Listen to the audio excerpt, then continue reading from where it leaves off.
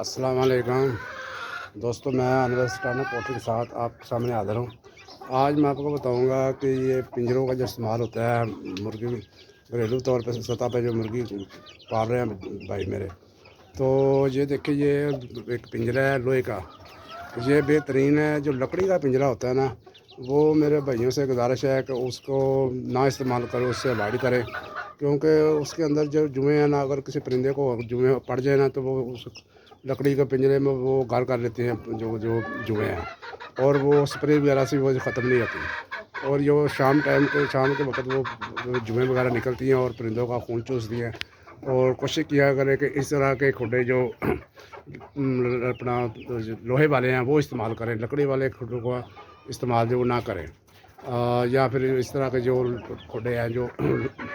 اینٹوں وغیرہ کو بڑے ہوئے ہیں وہ استعمال کر لیں، وہ بھی اچھے ہیں۔ لیکن جو اگر پنجرے استعمال کرنے ہیں تو آپ نے یہ لوہے والے کرنے ہیں، دوسرے نہیں کرنے۔ اچھا سر، اللہ حافظ۔